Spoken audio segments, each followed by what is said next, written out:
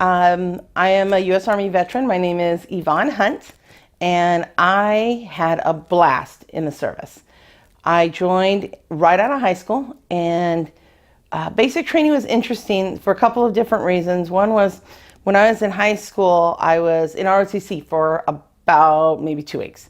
I realized that ROTC was the same class period as athletics, and I wanted to play field hockey and soccer and softball throughout the school year. And so I decided, hey, I'm not going to join the military anyway because that's crazy talk.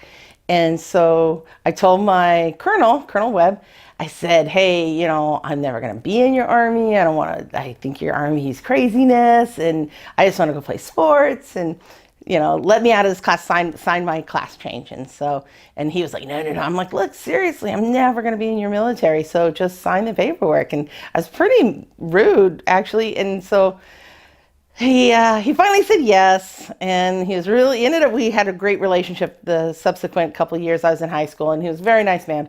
So I went and I played sports, but probably I don't know 6 months prior to graduating high school, everyone took the ASVAB test, and I wanted to get out of class, and so I went and I took the ASVAB test. I scored very high, and prior to turning 18 and prior to graduating high school, my parents and I both signed paperwork, and I enlisted in the U.S. Army. And it was probably one of the best things I ever did. It was a great experience all the way around. So I ship off to basic training, and one of the things I suppose that everyone experiences in basic training is kind of a breakdown and buildup of the person. And it begins right away. It begins lickety split, like no doubt. And one of the things that they did to my group of girls is we pull in on the bus. And so our drill sergeants had us loading the bags off the bus and then loading the bags back on the bus and then back off the bus, probably 4 or 5 times, maybe 6. It was a lot. And it was at the end of all of that, when we're standing in formation with our duffel bags on our backs, that I realized the lesson that they taught us right away, which was they were looking for people who could work in a team, who could be self-sacrificing, who could help a buddy out and be there for another person, even at the sacrifice of themselves. Like, I know it took me, I helped 3 or 4 other ladies find their bags before I was finally able to find mine. And I realized that our drill sergeants were looking for team players and people who are willing to sacrifice and help others. And so once I realized that, I knew I needed to let my drill sergeants know as quickly as I could and as clearly as I could that I got it. I understood their point. I understood what they were looking for. And once I did that, I can honestly say basic training was kind of fun and was kind of easy. During active duty, I was stationed at Fort Eustis, Virginia. And then I was also stationed in Germany. And when I was in Germany, we actually moved around to several places. Units there live on what's called concerns. And for a little while, my first place was in Kaiserslautern. And then, but my headquarters was in Darmstadt. So that's actually where I checked in at. I was communications, so we had a radio site in Landstuhl. And because we were communications, we were actually not a standalone unit. We were just a little one unit tied to a Patriot missile unit. And so we provided support for them, communication support for them, because communications, that's what you do to help other units. While stationed in Germany, some of my off time I spent traveling around as much as I could, which I suggest for anybody in the military, any branch of the service. Really see the world when you get out there. Really go do it. Get off base, leave the little military town that sprouts up around a base, and go see the country. So one weekend I was visiting my boyfriend who lived in Darmstadt, and so I traveled up on the trains from Kaiserslautern to Darmstadt. And from there, we went to visit one of his former military friends that they had been stationed with previously in Washington State at Puget Sound. And so we went to Frankfurt. And so I go from Kaiserslautern to Darmstadt together. My boyfriend and I go from Darmstadt to Frankfurt.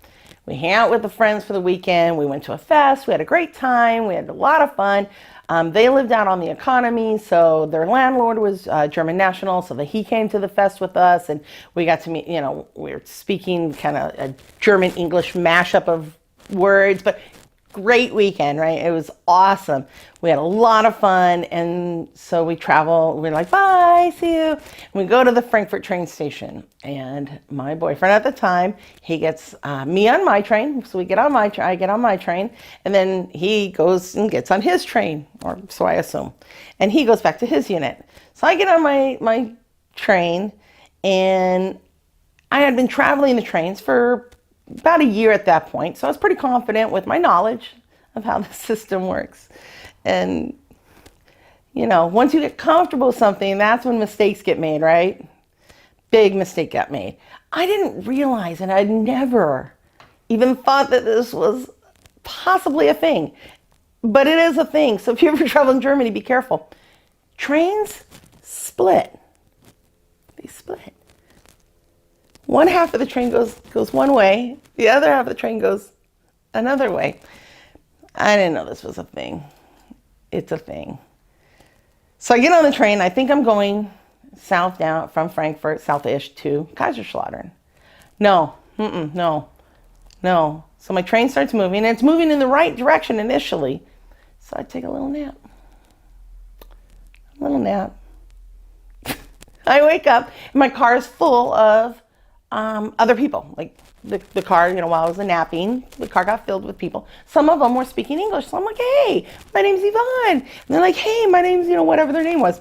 So we got talking, also military, also army. So hua. We got talking. They're like, oh yeah, we're going to Fulda, back to our unit. And I'm like, Fulda? Oh yeah, Fulda. I'm like, this train's going to Kaiserslautern. They're like, this train's going to Fulda. Just for those who don't know German topography, Fulda and Kaiserslautern, different directions. So I'm like, okay, great. I'll get off at the next train stop, right? No big deal. Hop off the train, get on the next train, head back down where I belong. No, it's a direct route to Fulda. So several hours later, I get off the train. I've got $40 and 40 marks. And I go to buy my train ticket. It's like 11:30 at night at this point. I go to buy my train ticket. The ticket's like, 60 marks. I'm like, I do not have 60 marks. I have 40. So I go over to a McDonald's, and I'm like, because I know at McDonald's in Germany, at least at the time, if you pay with American money, you get back marks. So in change. So I'm like, okay, great. So I'll use one of my $20 bills. I'll buy like some fries and get my change back. And then I'll use my other $20 bill and buy like a small Coke and get change back. So I get enough marks to buy my ticket back where I need to go. So I go back to the Bahnhof, and I purchase my ticket. I now have some pfennigs in my pocket. Not very much money at all. But I have my ticket. I have my ticket to get back to where I belong. So another thing that's dangerous about the train system in Germany is that the cars kind of rock and they kind of roll, and it's kind of, when it's 11:30, 12 o'clock at night, you've had a long weekend, you might get a little sleepy. I would highly suggest do not fall asleep. I ended up spending almost like all of my Sunday from Frankfurt to Fulda and then all around again, riding the German train system for all the way up until like 7 a.m. the next morning. And I had muster at like 7:30, maybe 8, I forget what it was. But I slept past like so many stops. There was at one point I was on a train between Darmstadt, which I was like, yay, I know Darmstadt. That's a town I've been to lots. Between Darmstadt and Saarbrücken, which is like the last stop before you go into France. And the only reason why they stop is because the gauge of the train track changes, and so you have to change trains. So I fall asleep, I wake up, and they're announcing in both French and German that we need to disembark and get onto another train because the Victor Hugo train that I was on was stopping at the France border because the tracks changed gauge, and you need to. I'm like, no, I do not want, not France, no, thank you. So I get off and I get back on another train, heading the other direction where I'm supposed to be. And at some point I'm sitting there and I'm completely out of money. It's like 3:30 in the morning. I'm nowhere near anywhere that I need to be.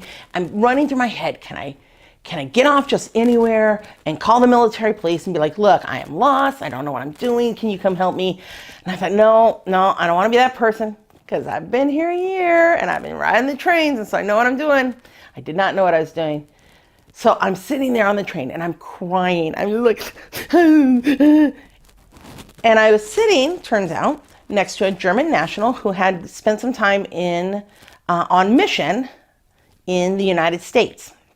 So he was a very nice Christian man, and he was like, how can I help you? And spoke really good English. And I'm like, I ran out of money. I was crying. I'm like, it was horrible. So there's a good silver lining though. So I finally get back to, I end up in Landstuhl. I'm like, look, I know Landstuhl, and I'm very close to where I really need to be in Kaiserslautern. So I get off the train in Landstuhl. I'm like, okay. And I take a breath, and it's like, at this point, it's probably around 6:30 in the morning. I'd been riding the trains all night since, like, I don't know, 3 o'clock the previous afternoon. So I'm like, okay, I'm in Landstuhl. I know there's a base at the top of the hill. If all else fails, I can walk to the top of the mountain and I'll get help there. But I centered myself. I'm like, nope, I got one more leg. I can get back to Kaiserslautern. So I get back to Kaiserslautern, and I get off the train station in Kaiserslautern, and I hop in a taxi cab, and I tell the cab driver, look, I do not have money. I don't have money, but here's my situation. And I shared with him, I'd been riding the trains all night. And I told him, I'm like, if you wait for me outside of the base, I or someone else will come back with money. And they will bring you money. Will you please trust me and take me to my Kaserne? And so he did. Really nice man, had no reason to trust me. And yet he did. So that was kind of awesome, because people are good. And so I get in the cab. He takes me to outside the base. I run. I'm running. I'm like, all right, I'll be right back. I run to my where my unit was stationed and into the barracks. I run upstairs and I tell one friend, I'm like, look, here, go take this down to the cab driver and pay him, and I'm gonna get into my uniform. I had probably about 20 minutes to get to muster. My friends, my roommates, were amazing. Private Smith and Private Jones. And Heather Jones, she ran down and paid the cab driver for me. Meanwhile, my other roommate had already polished my boots for me and pressed my uniform. So I'm climbing into my uniform, and as I'm putting my uniform on, she's lacing up my boots, like literally. And then at that point, Heather comes into the room, and Heather, I had very long hair at the time, and Heather starts braiding my hair to put up under.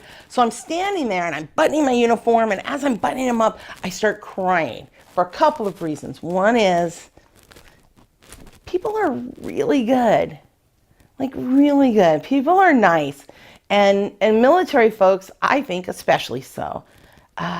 We give up and we sacrifice family, our hometowns, a normal type of PTA life for a life that is transient, for a life where you say goodbye to your friends every 3-4 years. And you start again, and you're the new guy all over again. And then you make new friends, and then you say goodbye again.